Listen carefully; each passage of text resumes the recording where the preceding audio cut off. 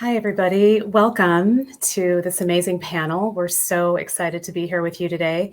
My name is Sonali Sangeeta Balajee, and we're here to engage with these two amazing women in this panel called Designing Futures for Health and Justice. I am a Bioneers board member and so grateful to be a part of the community and so excited about the flows and the weavings that we've already gotten started with this morning from the amazing speakers and Nina and Kenny introducing us. And I'm here with Deanna Van Buren and Rupa Marya, and we're just going to move through a little bit of introducing, so a little bit of prep. I'm going to turn it over to each of my panelists just to introduce themselves briefly, the lands and the peoples they are working with and where they are currently. You have longer bios in your programs, and then we'll move into a little bit of centering and some loving and critical Q&A. So I'll hand it over to Deanna first to just do a little bio as we move through the intros. Thank you, Sonali. Hi, everybody. My name is Deanna Van Buren, and I'm the Executive Director and Design Director of Designing Justice, Designing Spaces. And we're architects and real estate developers with a mission to build the infrastructure to end mass incarceration by addressing its root causes, really through place-based solutions. So I've been an architect for 25 years and believe that a lot of the work that I'm doing is very activist and really serving and working for those BIPOC folks who have been most impacted by the system. And I'll pass it on to you, Rupa.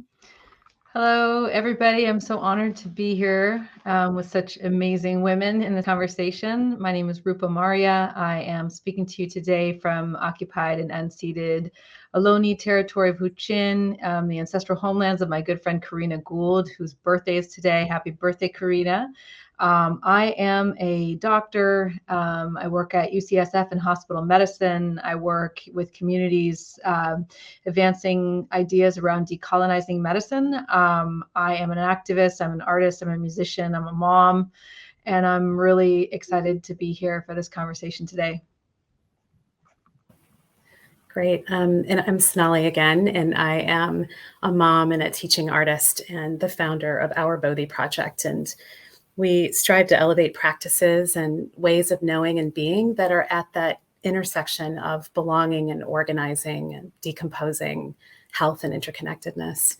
And I'm also a mom of an 18-year-old, and Rupa and I were just talking, and we're hoping that they won't be too loud today, the kids running around, so we'll go with it.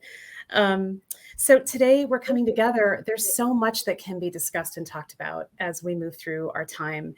And I first, I just want to say the process of getting here to be able to immerse myself in Rupa's work and Deanna's work has been an honor and a pleasure. And we want to highlight the ways in which they're radically re-envisioning right now as antidotes for our current deep experiences of inequities and injustices, due to our colonial logics, our colonial imaginaries, and the systems that are carrying that out. Yeah. So, and there's something else here too, and that's the story of these powerful women and their personal passions, their community passions for justice, and how that moves through and back and forth and feedback, right, from their work out in the communities and with land and people and power and process. So that's also part of what we'll be talking about today. The first thing I wanted to do was just invite us to center for a minute and take a few deep breaths. There's a lot of incredible speaking and mobilizing and examples from the morning. And we just wanted to start with a moment of gratitude and generosity, feeling the generosity of the different flows, ancestors, histories, stories. I was profoundly moved reading parts of Inflamed and watching Deanna's TED Talk and all kinds of things, watching the various flows and mentors and things that move these folks into the spaces. And I just want to weave in a couple quotes. One is actually from Terry Tempest Williams from 2019 from the Bioneers Conference. I was just checking out my notes, and there's a beautiful quote that she said that the earth has a pulse, we have a pulse, and there's no separation. So we also give gratitude and generosity to the earth and the bounty there and how much is provided, and celebrate our accountability and our growing accountability to that. So to introduce us into these questions, I just wanted to share a couple noticings, right? A couple weavings of from Deanna's keynote this morning, from Rupa's work, and then open it up for the two of them to talk with each other if they want to, which is really powerful. I don't know where the conversation is going to go exactly, and that's really exciting. So just wanting to highlight that there's something here deeply about, in the part of the abstract that talks about transforming professional paradigms. I myself have done a lot of work in US government around bringing racial equity, liberation projects and initiatives through that space, toolkits, policies, et cetera. And I'm noticing the story of working with architects and construction and funding and hospitals and decolonizing medicine, and just noticing the strength and the fortitude that these two women bring through that, seeking to transform and work also in and out of systems of oppression and also systems of amazingness at the same time. So we're really looking at the intersections of design, collective health, the spiritual and political moving forward together, the spirit into form. And some of the values and principles I was really sitting with, Deanna, I just want to say I really appreciated how you talk about both on your site and, manifesting the values of reciprocity into form, and watching when we manifest the values of the elite, right? So that's both really present. And the other values that are really present in their work are reciprocity, like I said, accountability, restoration, repair, balance, embodying relationship at all levels. And then the imagining part, which is really important. So imagining what we could be moving towards that's grounded in the reality of inseparability. So with that, I see a lot of inspiration from other living systems, non-human too, moving through their work. And with that opening, I just want to move into question one. The first one that I think would be really moving to hear from both of you on is, how might your personal transformational experiences move, shift, relate to your work, right? And equity, justice, and liberation.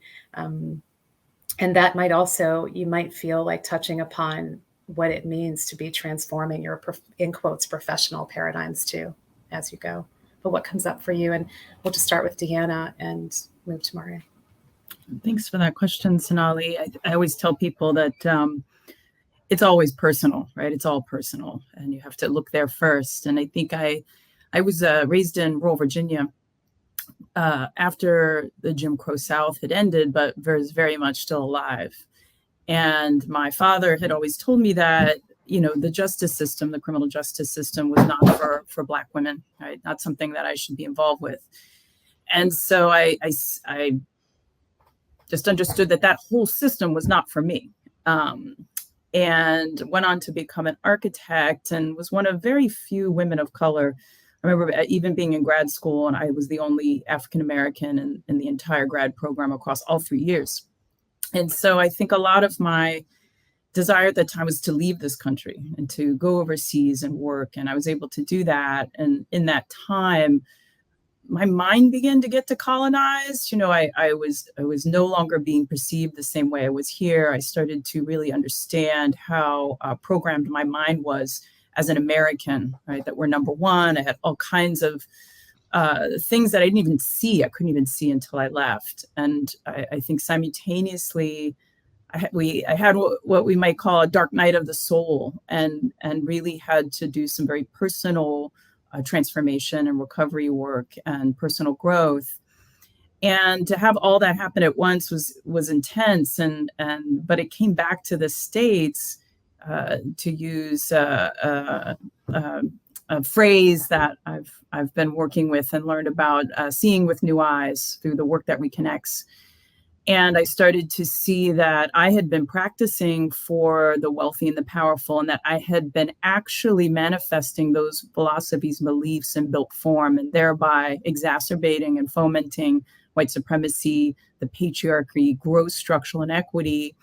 And I was kind of tired of being in that world. And I wanted to work for people who look like me. I wanted to begin to address these massive systemic issues, and decided to do the thing my dad told me not to do.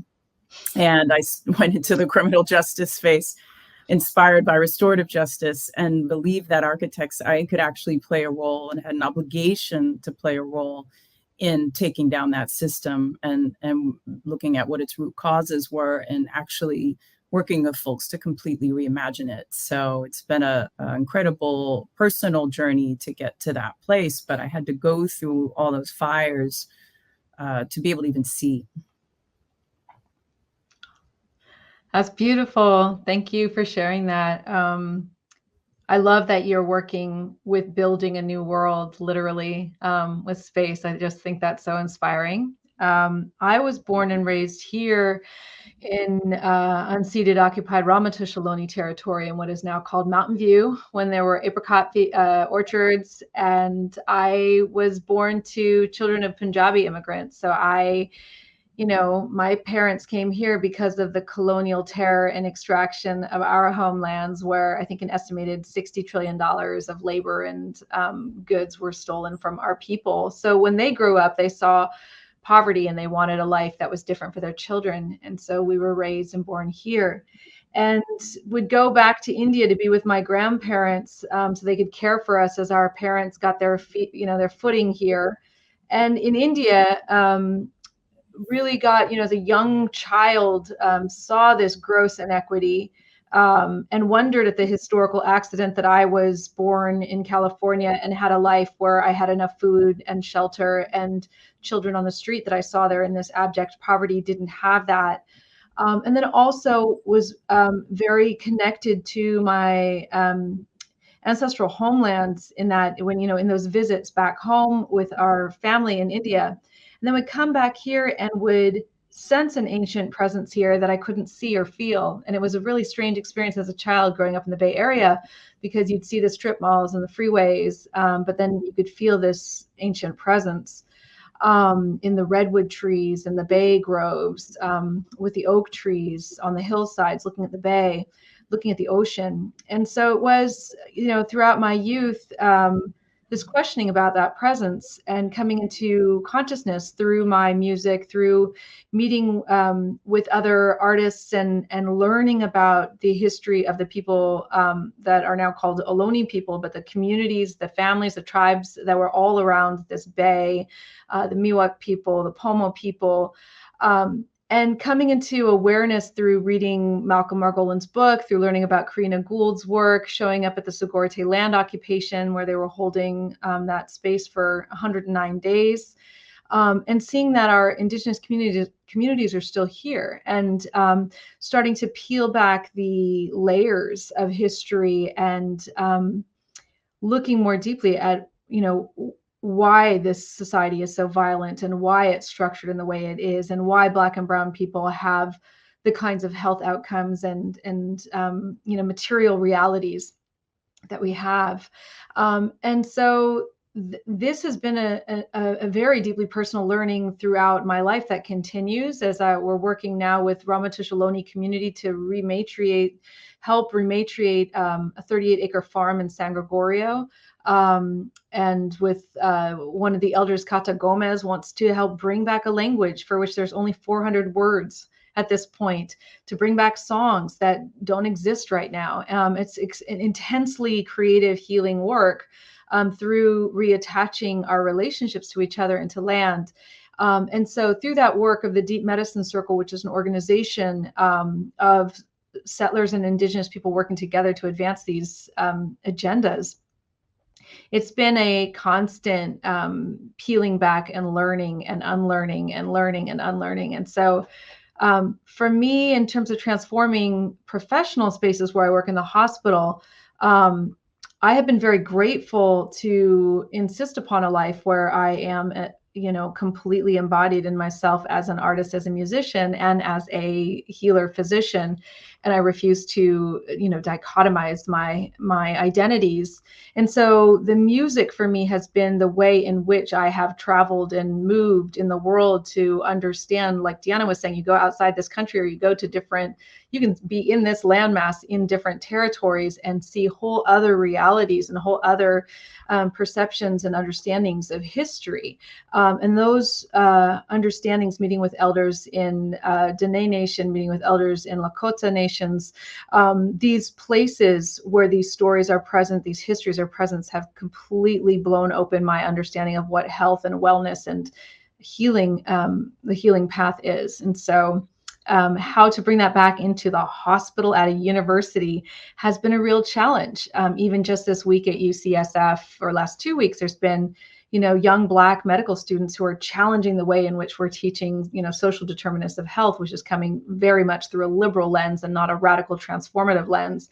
And these Black medical students are like having none of it, which is beautiful to see the political engagement and desire for real change that will actually have different health outcomes at the end of it.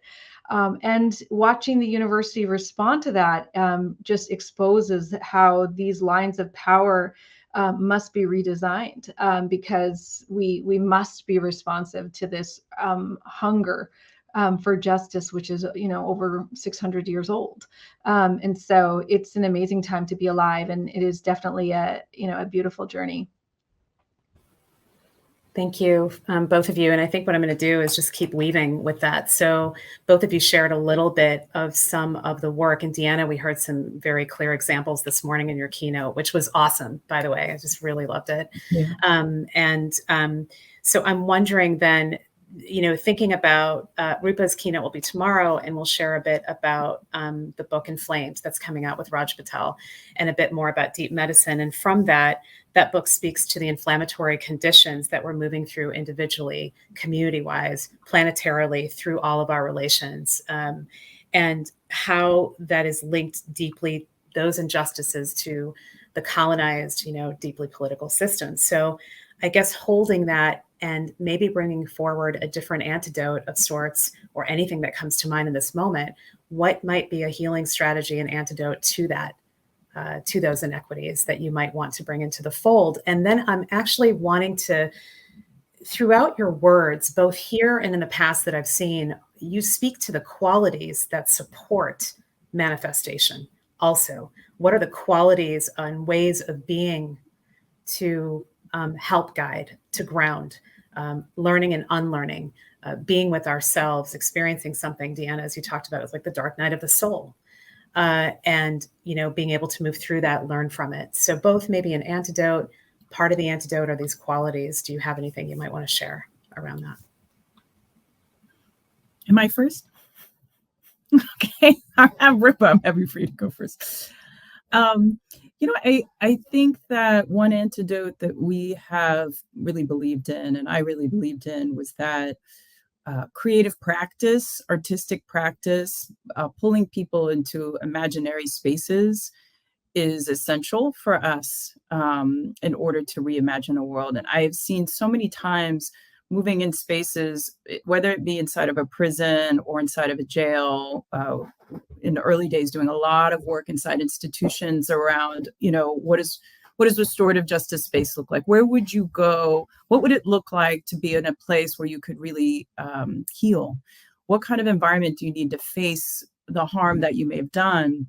And in that process, seeing folks move from a really defended position into this imaginary space through making models, drawing, creating things together, be able to process emotions. Like I was shocked when it first started to happen, a little freaked out, right? I have architecture training. I'm not trained as a therapist or trauma healing. And starting to see folks even just through imagining, be able to heal trauma, and then to them to make it, right, and to see the impact to these actual environments we're having on people has been really powerful. But even just in the imagining, it's a magical antidote. And I think we've taken it out of our lives. We don't make, we don't create, we don't use our hands in this kinesthetic way anymore. People used to laugh at me, say, we're going to do arts and crafts. I was like, no, this is a way of learning. And once they get into it, I've never had folks not move into a space of joy and creativity. And I love doing it. I second that. I think that, for myself as a physician, my medicine is my music. And if I wasn't in a constant artistic practice, it becomes really hard to extend the horizon of what I think is possible, which is the imaginary or the imagination. And so I think that work is critical in this phase of, as systems are clearly falling apart. It's a real opportunity to step forward with other designs and other healing constructs. And so if we don't have a practice of engaging that imagination, we will be at a loss. And so that is a practice that should be engaged, I think, every day, if we can, through things that might be called arts and crafts, or through singing, or listening, using our hands. And I'd also say connecting with the earth. So for me, I think one very anti-inflammatory thing that I can do is tend soil, and tend soil to be as healthy as it possibly can be. So gardening and working with the earth, and being in reciprocity with the earth and all the plants and animals and entities that give us health is crucial. And speaking our gratitude out loud to those entities, and being in relationship with those entities beyond just one of taking. And also I would say being in relationship with each other in that way. So creating different kinds of circles of engagement and learning and healing that are outside of the structures of what different healing paradigms or health paradigms might offer us, I have found to be extremely powerful. Thank you so much. And I think these themes are going to come back again and again. I just have a feeling through the rest of our conversation. I just wanted to make sure that we highlighted that. I think going along with that, there's a question, and there are a couple that have just come in that are similar in theme, that really speak to, what do you feel are some of the biggest challenges to moving design in the ways that you move them in your various fields, in restorative, equitable, and liberatory ways. And then, we've already started talking about the antidotes, but if you do have any other examples that might be healings or ideas for an antidote to those challenges, that'd be great. The only other thing I'll say is to maybe think across the different levels, which you do, both of you do so beautifully, like at the level of the leaf on the tree, to the branches, to what's in the roots and mycelium, the root causes, right? Thinking about the anatomy in different sorts of ways. So what are some of the greatest challenges that you're seeing in this moment for what you're encountering? And Rupa, do you want to start? Yeah. Well, for me, I was just thinking about this yesterday, as we're thinking about anti-racism in medicine, not even justice, but just anti-racism. And, one of my colleagues was saying, when we have a teaching on anti-racism, there's always a moment of silence, and there's a lot of space for personal reflection. And there's this liberal idea that these things can be moved or shifted or changed through therapy, or through like this personal internal reflection. And yes, we do need to reflect. But then the next step is to dismantle and to reimagine. And that's radical work, which means it's root-based work and transformative work. And I think the real challenge I see is the domination of moderate liberal ideology around these ideas, of whether it's criminal justice or medicine or housing, that we need transformative approaches to these things, which, could include and should include dismantling capitalist architecture, dismantling the colonial settler arrangements that we have, and building structures that are inclusive, dynamic, healing, and engage in both the repairing of the harms that have been done and caring for all the entities that are here that support our health and wellness. So I think it's kind of the limits of, liberal moderation, I find to be the most challenging, because people think they're doing great things by having moments of silence, but then there's no action. Thank you for that, Rupa. It's so similar. People always ask that. I was like, it's the mind, right? It's the mind. It's not the money. We'll find the money, all the things, but it's people's calcified, socialized thinking. Whether it be someone who's living in a very under-resourced community, whether it be someone who's wealthy and powerful, everyone is really battling with very rigorous, constrained ideas of reality. And there's a lot of unmetabolized trauma as well. So when we're working in community, we're coming up against that, the resources that are not there to metabolize that trauma, thinking about themselves and what's possible, addiction to systems. I often call it addiction to identity, like I am this, which I think Rupa is also speaking to. That has been the hardest thing for us to overcome. And I just do think it's a difficult thing as human beings to do that. And that's kind of that's the work we have to do on an individual level as well as on a civic level. Yeah, I'm just going to weave a little something with that. And it relates also, Rupa, to your book about the anatomies of injustice, also the anatomies of liberation, and how powerful it is to think about across all the different levels and around the political, the emotional, the spiritual, but the political is very much about systems and systems transformation. One question I have actually is from a conversation, Rupa, you and I had, and just a couple days ago, I think, which was, do we believe that the hospital or certain aspects of architecture, for instance, in building, can actually be decolonized? So it's a question that comes up a lot in different circles. And for those of us who live in these borders and liminal spaces of deep wisdoms and sort of earth-based traditions, bringing that into form, supporting indigeneity in the ways we can as non-Indigenous people, for those of us who are, but then also with these systems, these institutions that were not built to center thriving life. Right. Yeah. So Western medicine was part of the colonial trifecta of terror, being the missionary, the medics, and the militaries that came to this land, and all of the, like my homeland. And medicine wasn't there to keep, Native people healthy. It was there to keep the colonizers healthy enough to extract the resources and subjugate the people of those lands. So it was always part of an extractive phenomenon. And when you go to hospitals today, knowing that these are the roots of medicine, it's not shocking that, who has worse health outcomes, even within the hospital. So not even just a problem of access to care, whose pain is not really understood, who doesn't get discharged with really proper follow-up. So these things follow the same lines of colonial supremacies that we see all over the world. And so can the hospital be decolonized? No, I don't think so. Can we work to decolonize medicine? Yes, because medicine is many different things. It isn't simply just Western medicine. It's all these different kinds of medicines where we can admit more and pluralistic ways of knowing and healing into a more sophisticated way of addressing health. I had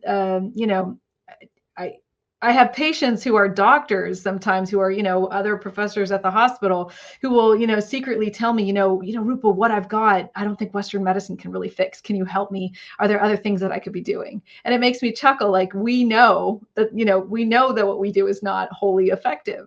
So let's just be honest about it and start imagining new kinds of healing spaces and put those things into practice and being, like Deanna's doing. And what I'm so excited about, like what we look at in the book that Rajat Patel and I wrote, Inflamed, is that disease is not located, it's in the body. Disease is located in the exposome and all of the exposures around the body. And the body is responding to those toxicities in a very much normal way. So if the body is in a diseased world, it will manifest disease. And those diseases are chronic inflammatory diseases, which are the bulk of what I treat in the hospital. And so if we can redesign that exposome, if we can take that and change it, the body can respond with health. And so that is what is truly exciting to me, is the concept of creating new spaces for healing. And I'm very honored to be working with California Indigenous plant medicine woman, Sage LaPena, on work to do this here in Ohlone territory down at the farm we're working on with the Deep Medicine Circle. And it's probably the most exciting work of my life. I'm heading out also to Standing Rock next week to continue the work of, the Miniwichoni Health Circle, which is also, decolonizing food and medicine in Lakota, Dakota, Nakota territory. I love hearing Rupa talk about this topic, about the whole medicinal industrial complex. It's like, I'm a cancer survivor, so I had that sort of interface with Western medicine, and even well before that as a child, and the amount of trauma from having to interface, and the things that were Rupa's book and what she's saying about, like, I know that's true, right? Like, I in my body, and I knew it then and I know it now, and to have it so beautifully shared and articulated, it's kind of healing just to hear about it. And so we look at this sort of the medical industrial complex, and then I'm looking at the criminal industrial complex, and also understanding that this is also a colonial piece of infrastructure. We didn't have this criminal justice system. Prior to that, we had an indigenous form of justice all over the world. On Turtle Island, where we sit, right, the First Nations people had ways of addressing harm in the community that did not involve killing people, punishing them, putting them in solitary confinement, incarcerating them. The Maori people of New Zealand, all over sub-Saharan Africa, many, many tribes. This was how they addressed harm, was through bringing people together, telling stories, bringing harmed parties into a dialogue that we now are calling restorative justice. So, we don't have to do it this way, right? The criminal justice system in this country is structurally racist. It's built on enslavement and the subjugation of indigenous people, Latinx folks, Asian Americans, really since the beginning of this country's founding. And I don't believe that it can be changed and transformed. I think we've seen the architectural solution was like, oh, we will make the prisons prettier. We'll make the jails nicer. And, that is insane, right? When you have a system that's sitting on top of slavery, that can't be, you can't put lipstick on a pig, right? You can't make that better. You actually have to tear it down and build something totally new. And it's the thing that we're advocating for isn't even new at all. It's old. It's ancient, and it worked, and it still works because it's actually tied into our human nature, who we are as human beings. Restorative justice, to me, plays to our highest capacity as human beings rather than the lowest, which is what our criminal justice system and its associative architecture, which is totally manifests those values, right? You all can think about it. You can see a jail or prison in your mind if you've ever been to a courthouse, right? It really embodies those values, and it does what it's intended to do very well. But we are at a point where people are waking up to the fact, particularly after last year's uprisings, that the system has to come down. So I'm thinking about, one of the things that we talk about quite a bit, whether we're through our project, whether we're in U.S. government in a wide variety of ways, or working with activists or higher ed or whatever it is really feeling that what is happening is that these ways of being that were never built to center collective health and healing and thriving life and reciprocity are now starting to die and to crumble, right? And then there are all of these different kind of sprouts through the concrete, sometimes sprouts through really healthy political and social and environmental soils and indigenous, practices coming forward. And there is a question that I see somewhat reflected in both of your work around what does funding and sourcing look and feel like? So what does that look like to support the emerging ways of being and knowing differently that are in line with, the laws of nature, with the earth and the vibrations of such? And then do you have any limitations on that as well? So for some of us doing emergent projects, it's like, I don't want to accept funding from here, or we do. So I'm just curious about that question, especially because so often so much funding comes from certain political interests that are part of the colonizing too, right? So just curious about the topic and what that brings up for both of you. I see funding like water. It's a resource to do what we need to do, and we've been blessed in our work to receive great support. So we are advancing this work called Farming as Medicine, where we flip the food system on its head, and instead of production farming, where farmers are working the land to grow food to sell the food, we have liberated the food from the market structure and fund farmers, Black and brown farmers and indigenous farmers, to heal the soil and grow the food to give away for people who are being oppressed by the manufactured crisis of hunger.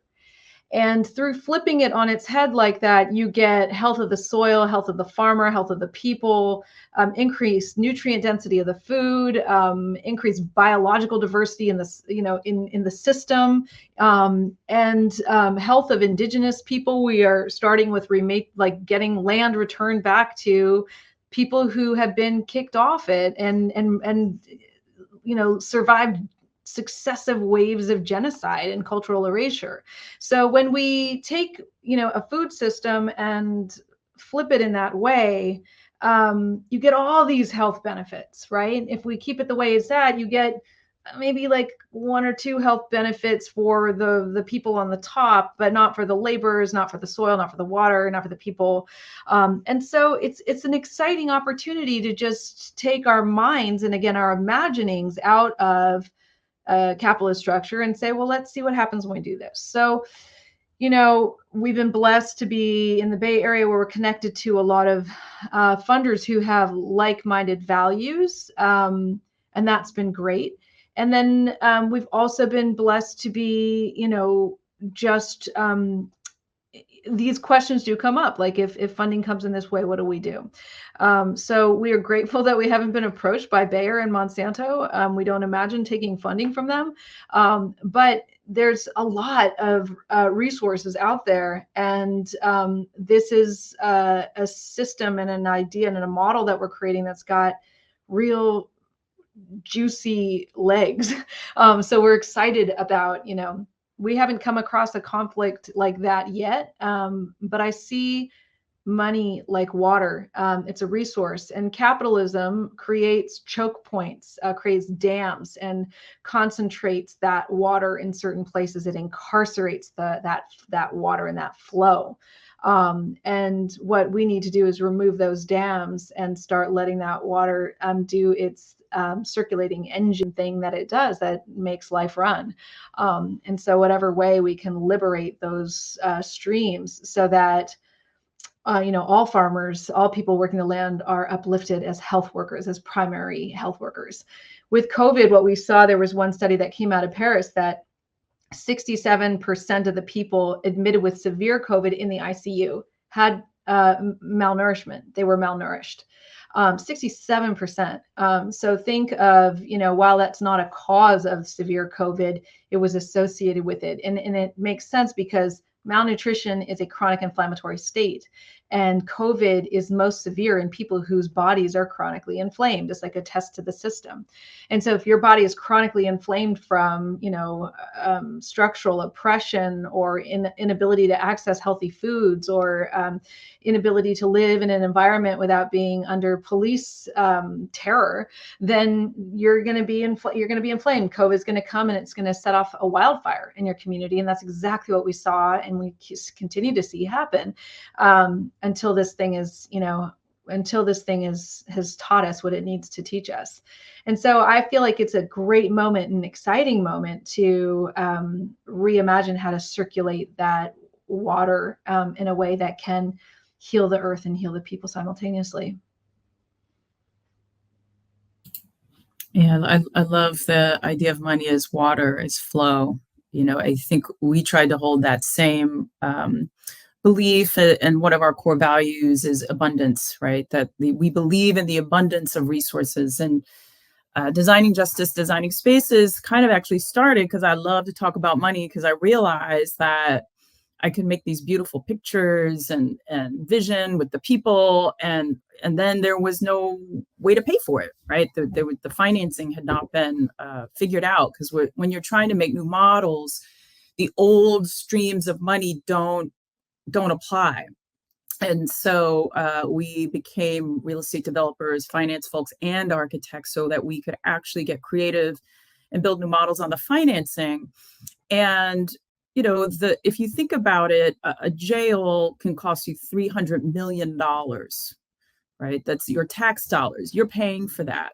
And so there's a lot of money, actually, and a lot of flow to be, if it's just redirected in the right place. Wouldn't you rather build 30 restorative justice centers or more, maybe 50, rather than one jail? Like, it just doesn't even make logical sense. So a lot of our work now is really trying to find and get creative about where that flow is coming from.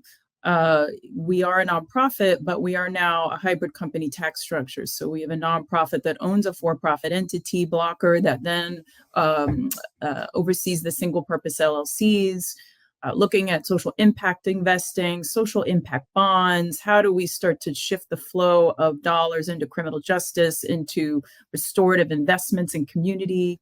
How can those investments actually be community owned, whether it be land trusts or community equity investment models? And there are systems in place trying to stop that too. But those are also changing, right? That I should be able to have, if I have $50, I should be able to invest in any kind of project coming into my community. What are the uses? So a lot of the projects we do don't just have restorative justice in there, but building on Amaka Agbo's work, if you all don't know her, restorative economics, so that at every level of a project, both in what's happening there and what the ownership models are, the community has an ability to generate wealth, to get access to living wage jobs, meaningful work, and be able to stay in place and not get pushed out. So we've been very fortunate to have a lot of philanthropic support, but are really looking to diversify all of that stream. And I keep saying, DJDS should be a line item in the federal budget, so that we know our tax dollars are getting built, are using things that are using money to build the things that we really want and we really need. I support that. I love me too. that. I was like snapping. You guys want to vote for that? Yes. And Deanna, I love that your concepts of design are so vast and so holistic. And when we're done with this, I would love to go to lunch with you at my favorite Thai spot up the hill, and just think about like how to do that with health systems, because that's where we're at with this clinic farm, not only Standing Rock, but here is imagining what are the things that we can do as community, as we grow, to generate the resources so that we aren't dependent on philanthropic support. And that we also look at, like you're saying, putting it as a line item. The rooftop farm, we're doing the same farming as medicine work on in Oakland. That rooftop farm has a line item in the Oakland City budget now. So Oakland is paying for us to hire this brilliant young Black Indigenous farmer, Elena Reed, to grow free, healthy, organic food for community in Oakland. And that food is going to the UCSF pediatric clinic right next door. 100 families lined up last week to get delicious produce that was harvested that morning, and down to Poor Magazine in Deep East Oakland, where they're building their own, formerly unhoused folks are building their own housing. Beautiful, inspiring work. And now also Moms for Housing is going to be working with us and getting this food, which is, so beautiful to think that, we as a city, we pay for stoplights. We should make sure everyone has access to not just food, because food in this culture has also been colonized, where it's grown with these toxic pesticides that impact our gut microbiota, that impact the soil and the air. We all have a right to healthy food that can support our health. We all have a right to be healthy. And so that is, I do see that diversification of funding as a critical part of this work. Yeah. Yeah, I think that's right. Thinking about that too, I want to just highlight a couple questions that have come in for you all individually, but I actually think there's some themes across. So, Deanna, there were a few questions that came in. I'm just going to share some themes around, and Rupa, if any of this sparks, feel free to also contribute. So, a couple folks have asked questions like for Deanna around spaces that you've designed. Have you designed such spaces where youth at Promise and others outside the prison system can meet? And what are the design strategies and measures to ensure safety and provide a nurturing environment for both groups where exchanges are possible? Yeah, that's a good question. This sort of idea about safety and feeling safe. We did a project in Syracuse, New York. It's a Syracuse peacemaking center, and it was the first time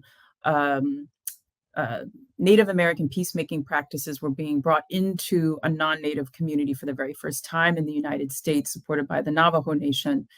And part of how that had to look was, and even to speak about implementing new systems, is that I got trained as a circle keeper so that we could begin to run circles in the community to even figure out, what does that even mean? Like, what is a peacemaking center? What does it look and feel like? Where does it need to go? Because part of what helps people feel safe initially is having a place that feels neutral, right? That all parties feel comfortable going to. It's actually critical. And people have to ask, well, how do you make spaces for peacemaking? People feel safe. It has to be in a place where all parties can feel welcome. And that took some time. And then when we finally did the sort of implementation of their ideas and feelings and concepts about what kind of environment they needed to feel safe, was essential. And we're doing that similar process now in New York with Common Justice, where you have harmed parties and those who've committed the harm coming together in the same space and really looking at how to make the environment support both folks, right? It takes a wide range. It's both operational, it's aesthetic, right? It involves laying out spaces and rooms in a way that is conducive to the integration of those groups of people. We're starting to work on reentry infrastructure, right? What does a reentry campus look like that really supports folks coming home, where they can get reunified with their families?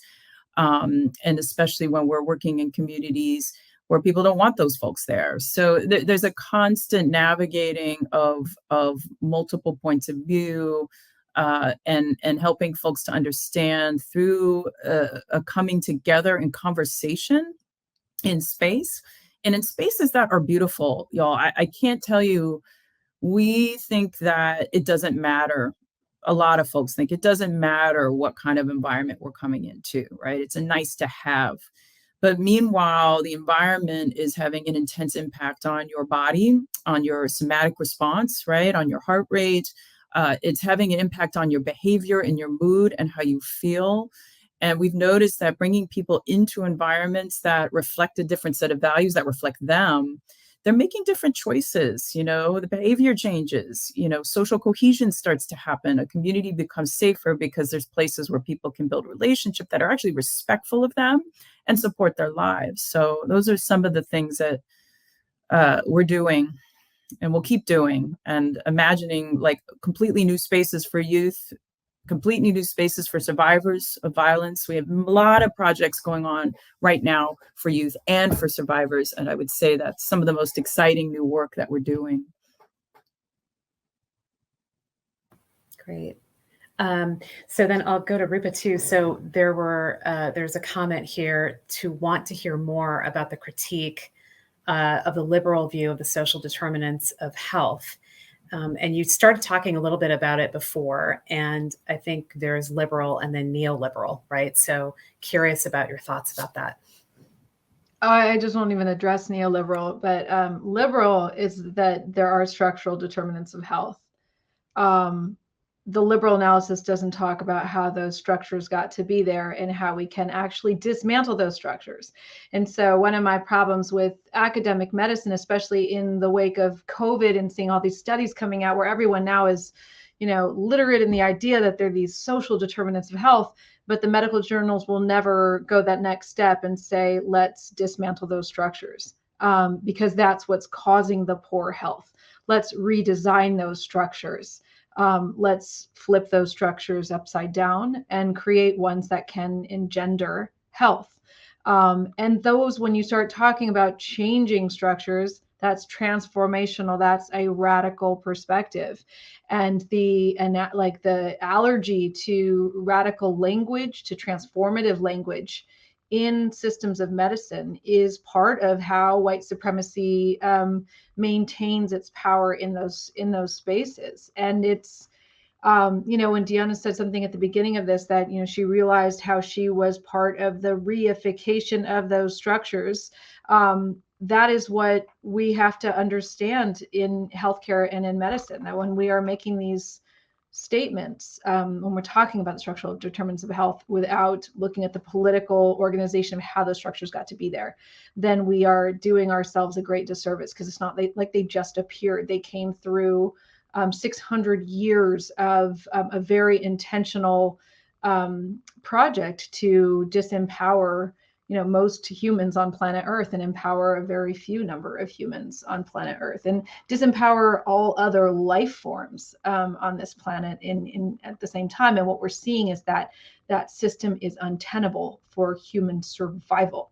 It's not possible for us to live well. Elon Musk can try to go to Mars, but for people on this planet, we don't have, it's an untenable situation. So, at where I work, they were putting together the structural determinants of health panel on our medical electronic health record.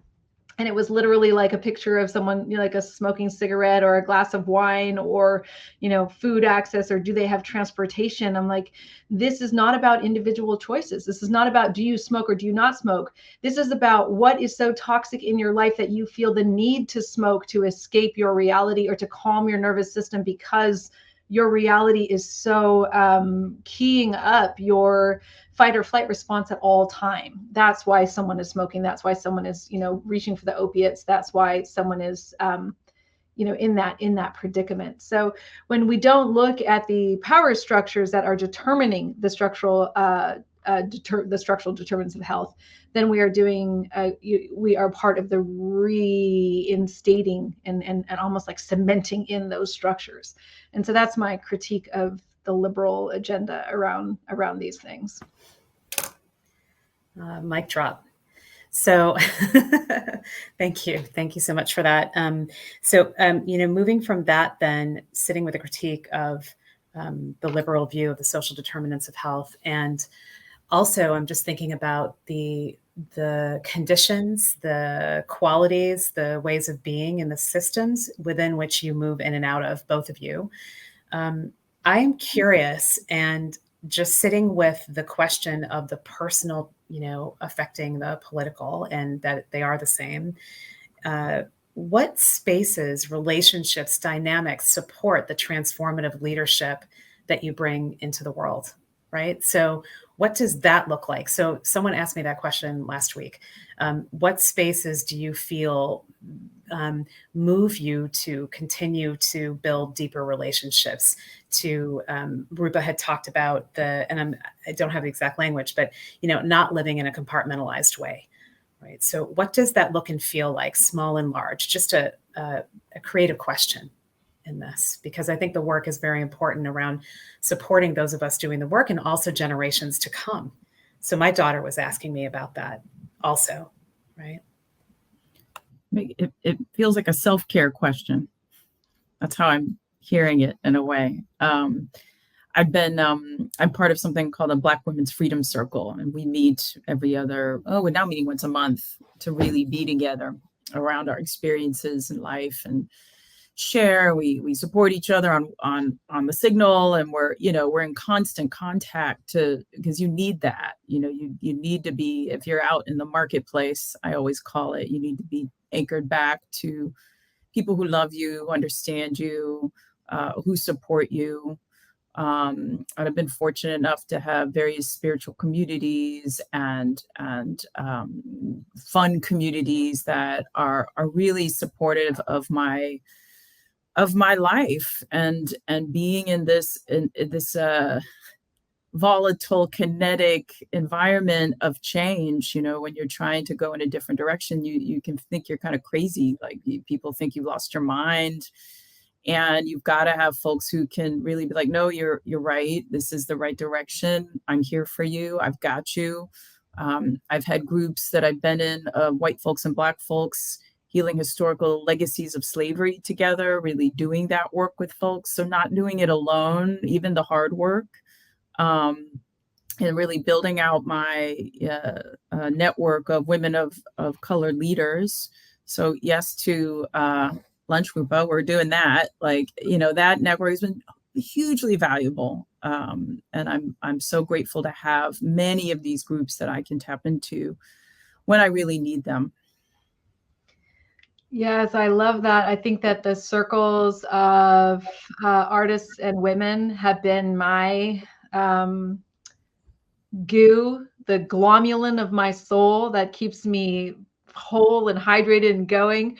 But I also think that for me, it's like movement spaces are really regenerative for me. So going and being with folks on the land at the farm in Ramaytush territory, we had 40 folks out last weekend. It was just like so soul filling to be by that creek, to hear the water running again, to sit with the nettle, to be with our friends, to sit and have dinner together. And so the gathering, the being outside, the being in movement spaces, being out in Standing Rock, and these circles of women have been so important to me, especially in this last year. In March of last year, I was getting into bed and I got this FaceTime call from 4 women in my division, 4 women doctors. And they were in their pajamas with a glass of wine. And they're like, Rupa, get out of bed. And I was like, what's going on? And they're like, we need your help. We need your loud mouth, because we need to advocate for ourselves, and we don't know how to, because we know that this virus is deadly, and they're not giving us face masks, and they're not giving us PPE. They weren't giving us N95s. And so they were terrified, and they were like, help, how do we advocate for ourselves? And we ended up getting on this text thread together. And it's been like my mental health support this whole pandemic. And it's become the greatest thing, is these 4 women, fellow doctors in this pandemic. And it's some days, we talk about the sexism, white supremacy. We talk about, all the data coming through COVID, how women's voices are being silenced, how the nurses' voices were being silenced in the pandemic response. And at one point, one person said, like, oh my God, we should totally just publish our text thread. Like, it's such an interesting way of looking at the pandemic through the eyes of 4 women of different ancestral backgrounds who really love and support each other. So yes to those circles. That's great. Thank you so much. I love the reflections here too. And I could just feel my own sort of heart be filled by hearing about how you all are relating and creating these circles of collective care, and within that, self-care. So here's just the wild card for our time together, which is, I want to invite both of you to ask each other a question, just something that might be of interest to each of you. So, and this might be a little bit of a precursor for your lunch at that awesome Thai place that Rupa's going to invite you to. So I have a question for you, Deanna. I do too. I have one too, but you go first. Excellent. Okay, so let's say the city of Oakland gave the community 100 acres up in the parks, up in the hill, to design a hospital or a healing space, a place where people could come and to be healed. What would it look like? How would you start that process? How would that manifest? Yeah. Well, the first thing is, I never come in, I know what it looks like. If I do that, I've already got it absolutely wrong. Believe me, I've done that before and been dead wrong. So, the first thing is, you come in and you, I will spend time with people. I do what are called immersive site visits. So I'll hang out for a while. I'll do the work, right? I've been in food pantries. I've worked at secondhand clothing stores. I've done farming, right? To just sort of understand deeply who I'm going to be in partnership with, because it is a partnership, right? It's a little mini marriage for a while when you bring on an architect. And then once that happens, we then start to design together a process by which we're going to imagine together. We're going to envision together. We call it our concept development process. So that process involves us bringing all the tools we have, making some new ones so that folks, and co-learning, right? Like, you need to know my language. You need to know my tools so that you can really contribute deeply and meaningfully. Like, you can build a model, right? You can draw, you can do those things. And so from that, we can take that, we call it coding and analyzing. Like, we take all of that information and we come back like, this is what we're hearing, right? This is what we've heard. Here's some ways to think about that. And then we start to think about how we're going to pay for it. How is it going to operate? All of that gets you to a place where you really have a robust concept that is co-created. And then you can use that to go get the big money, honey, because stuff's expensive, but it's not like you can't get it. You just got to have your story together, right? It's like, what's the story about the project? So that's the process we use. And it works pretty good. And it's fun. Gotta have fun. So yeah, if you got that project, give me a call, but we can do it. Do it. But my question, so my parents were musicians and I grew up playing music, and music is like air, breathing. You got to have it. And so I'm really interested in how your music is intersecting with your healing work and what that looks like, right? I truly believe that arts and culture is not a nice to have. It is actually a core essential to the spirit. And we're now putting it in all our projects. Like, you've got to have this. So I'm like, how are you using that? Because I just feel like it makes sense, but I'm like, how does she do that? So for most of my career, it's been, I've been a musician and a doctor. And in the last few, I'd say 10 years, I've been pushing them like more together and weaving them. But I should say, just last night, I had dinner with one of my mentors, who's a performance artist, Guillermo Gomez Peña, dear friend. And he's like, Rupa, what's exciting you right now artistically? And it's like, well, the idea of playing another rock concert or in a big concert venue, that doesn't excite me. The idea of the living art piece, the living artistry of reconnecting bodies and ourselves to land, to healing, to each other, to the water, and weaving our stories and our lives and our healing together, recognizing that I can't be healthy until my Ohlone community is healthy, and I can't be healthy when my Black community is not healthy, so that my health is completely integrated into a tapestry of health, and we use all of our creative faculties to move that forward. So I think this intersection deeply of the voice, the music, the listening to the land, listening to what's there, and listening to our like the people who've been most impacted by these violences here, to recognize that this wound that we're seeing and feeling the contours of is too big for any one of us to heal. This is not a moment for heroes. This is a moment for collective wisdom and knowing and coming together around this wound to heal it together. And so that's the work of music. Does that. Music bypasses our frontal cortex, and it reaches down to the amygdala and the hippocampus and the parts of our brain that the transmission intergenerationally is so quick.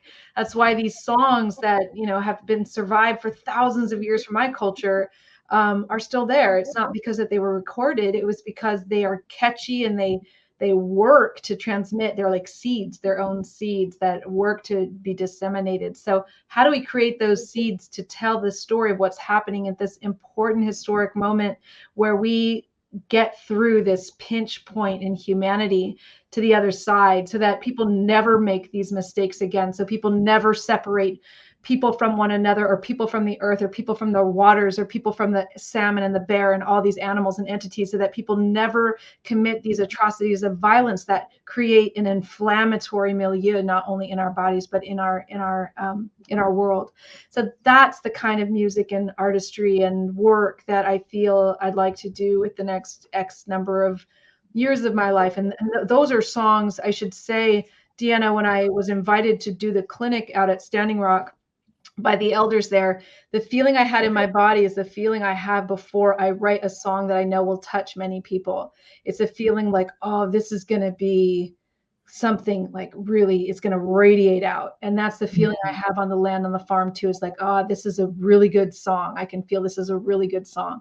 So I look forward to the communities working together to bring forth that music. Yeah, nice, beautiful. I can see you doing it. Yeah. I was just thinking about the energy that, Rupa, as you were talking about that, and then also earlier, Deanna, thinking about the circles of women that you're also with, and for both of you, there's an interesting principle we're playing with now, which has turned my own internalized thinking on its head, which is how can we do something so it gives us energy back, right? And that's a performance principle for us too, or a body-based energy work principle. What would that look and feel like? That's one piece. And then as you were talking, Rupa, I was just thinking about a quote that I heard a while ago from Dr. Daria Funches, who works on organizational development. I'm not sure if she's still at American University, but she says, transformation is that place where going back to what was is unthinkable. Right. So really sitting with that and the types of things that you're bringing into form that are seeking to do that. And, Rupa, your words, moving through that pinch point. So we're in a different space. We're going back to what was is unthinkable. So just being with that. So we have about 8 or 9 minutes left. And I just wanted to, put that out to the folks watching and engaging and see if you have any other questions. There's one question here that I think is really interesting, and I wonder if it has, I think it does have, it reaches into all the different fields that you all have going on that you're moving through. And the question is how to shift the thinking of those who believe in punishment or believe in, I think you can insert a wide variety of things there. So I might start with you, Deanna, because that question I think was more geared towards you specifically, but it really has global application. Yeah, I mean, I get asked that so many times when we're out, like, well, what happens to people who murder other people? And those are, what I want the police in my community to stop the folks. And I think, the first step is I listen and I hear that, I don't, I can really hear that and why one might have that belief.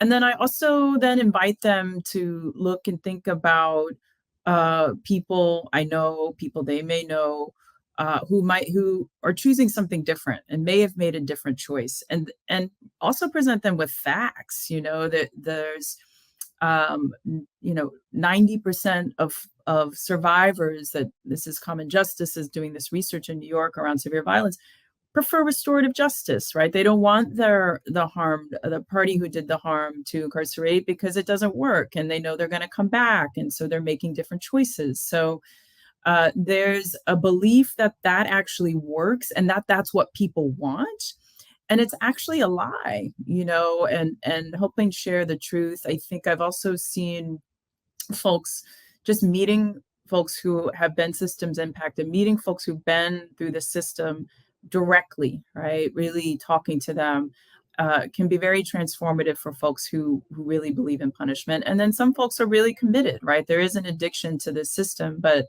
the first step is really talking to folks and giving them information and inviting them into, I sometimes will invite folks to our workshops, come and see, come and talk to people. because they're human beings like you and I who love and who are passionate and who are brilliant and have really they're there for a reason. We don't harm other people because we're whole and healed individuals. Most folks who do things like that have experienced so much trauma and pain and abuse in their life. They are also survivors, and so that's where you start to help people understand we have to get to the root of that, and that punishment is purely ineffective. It just isn't working, and that's the reality of it. Rupa, did you have anything to add that jogged or anything for you? No, I just love that, the idea that when we look at our, punishment system, just the criminal justice system, it was, again, created through colonial terror. It's a colonial structure of colonial architecture. And the abuse of Black and brown bodies specifically through that system is a part of the colonial imaginings. And so how have we internalized those into taking up the real estate in our own imaginings? And what are the other systems that we all come from ancestrally that had more generosity and more capacity to heal? And so I do agree that the trauma and the uncomposted, undigested trauma of our communities is of paramount importance to address, and it can't be addressed through punishment.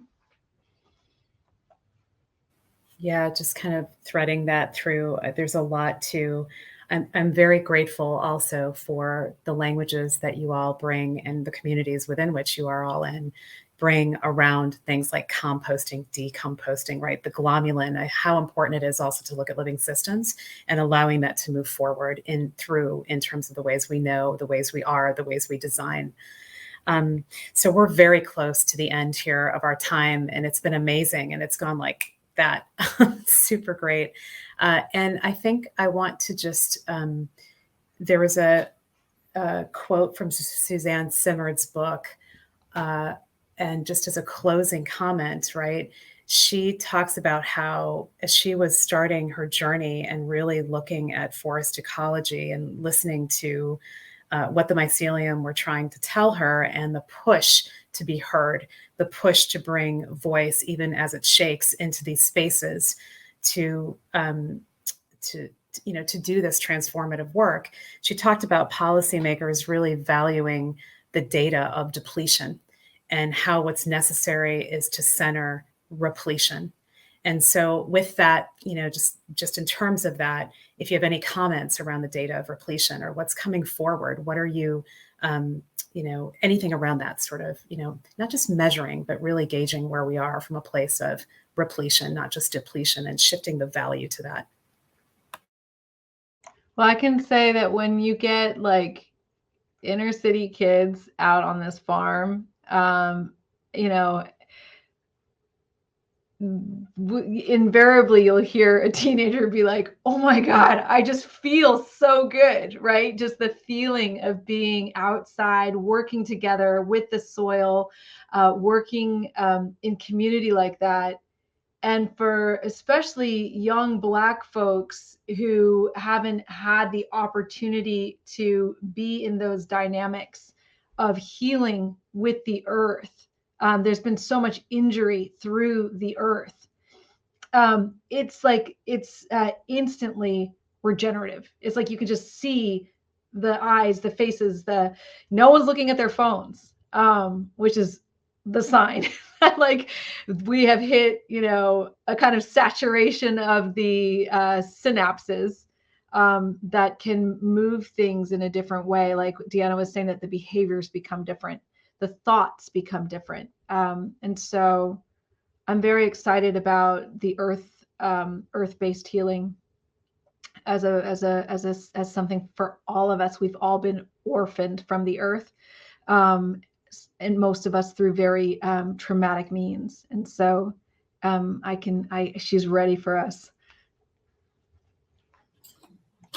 It's funny that I'm an architect since I kind of grew up in the forest and I grew up in nature like all day long out in the forest. But I think for me, the repletion phase is to integrate those things, right? We create a built environment that is actually restorative for everybody. I'm tired of driving, across Oakland where I live from the hills to the flatlands of deep East Oakland, and I can physically see it's like a physicality of who we value and who we don't value. And so in the work, it's with everything that we do, how we can build environments that actually care for us physically, emotionally, psychologically, because we can, and the more deeply it's integrated into biophilic systems, using biophilic design, we can ensure that everything we create is in harmony with nature, and everything we create is in harmony with our bodies and the kind of healthy world we want to live in. And so I'm a little bit obsessed with transformation. Watch out, if I come to your house, I'm going to try to you can do this. Like, I'm really annoying that way, but it's what I came here to do. So you have to grant me patience and grace. Well, we just want to wrap up. Thank you so much for both of your time and energy, and just the wisdoms flowing through this space. Also want to just wish wellness and well-being and health to everybody on the call. And just thank you for being a part of the Bioneers community and continuing to move this energy forward in your own communities. Thank you very much. Take care, everybody. Thank you. Thank you.